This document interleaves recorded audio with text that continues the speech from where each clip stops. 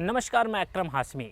Cricket के जगत में यानी क्रिकेट के बोर्ड को लेकर के सिलेक्शन को लेकर के अक्सर सवाल उठते रहते हैं। आखिर इन खिलाड़ियों का सिलेक्शन क्यों नहीं होता। कई ऐसे खिलाड़ियों का नाम भी सामने आया कि आखिर इनका सिलेक्शन क्यों नहीं हुआ।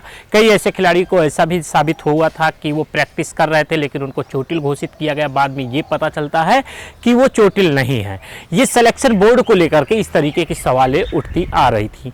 लेकिन इस वक्त एक बड़ा सवाल उठ रहा है। रणजी में खेलते हुए जो शतक पे शतक जो खिलाड़ी लगा रहा है उसी खिलाड़ी का सिलेक्शन नहीं हुआ है।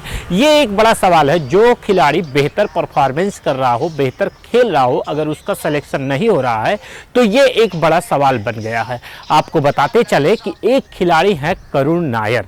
करुण नायर भारतीय टीम का आखिरी अंतर्राष्ट्रीय मैच जब खेले थे तो वो ऑस्ट्रेलिया के खिलाफ 2017 में खेले थे और अब इस वक्त अगर सत्र देखा जाए तो सत्र 2025 चल रहा है। 2017 के बाद 2025 के दरमियान उनको एक भी अंतर्राष्ट्रीय मैच खेलने का मौका नहीं मिला। लेकिन सवाल इसलिए उठ रहा है, इतने दिनों के बाद भी उनके सिलेक्शन को लेकर के सवाल इसलिए उठ रहा है क्योंकि लगातार वो शतक पर शतक लगा रहे हैं। इस वक्त अगर देखा जाए रणजी के खेल में तो रणजी में उन्होंने कुल 9 मैच खेले हैं। 9 टेस्ट मैच खेलने के बाद करुण नायर ने 4 शतक 2 अर्धशतक लगा करके कुल 860 रन उन्होंने बनाया। तो इससे ये साबित हो गया कि बेहतर परफॉर्मेंस में है। 9 मैच में जिसके बल्ले से 4 शतक निकला हो वो एक बेहतरीन खिलाड़ी हो सकता है। और रणजी में घरेलू मैदान पर जब ये मैच खेला जा रहा था तो उनका इस तरीके से परफॉर्मेंस देखा गया। अब दूसरा सवाल उठता है, एक और बात आती है सैयद अली मुश्ताक ट्रॉफी। सैयद अली मुश्ताक ट्रॉफी में उन्होंने 6 पारियां खेली। 6 पारी खेलने के बाद उन्होंने 3 अर्धशतक लगा करके 255 रन उसमें भी उनके बल्ले से निकले। इससे साबित हो गया कि करुण नायर बेहतर परफॉर्मेंस में चल रहे हैं, बेहतर खेल रहे हैं। आउट ऑफ फॉर्म उनको नहीं कहा जा सकता।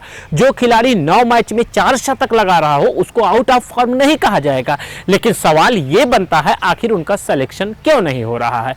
अब आपको बताते हैं, इस वक्त आईपीएल चल रहा है। आईपीएल के दौर में उनका मेगा ऑक्शन जब चल रहा था, जब बोली लग रही थी, प्राइज देखा गया तो प्राइज में भी करुण नायर को जो प्राइज मिले थे वो प्राइज करुण नायर को 50 लाख में खरीदा गया था, जो दिल्ली डेयरडेविल्स ने करुण नायर को खरीद करके अपनी टीम का सदस्य बनाया था। अब ये सवाल उठता है क्योंकि जो खिलाड़ी टेस्ट मैच में बेहतर परफॉर्मेंस दिखाया हो, आगे अभी आपने देखा होगा कि बॉर्डर गावस्कर ट्रॉफी जब ऑस्ट्रेलिया में खेला जा रहा था, भारतीय टीम की स्थिति क्या थी। भारतीय टीम वहां से हार करके भारत वापस आई थी।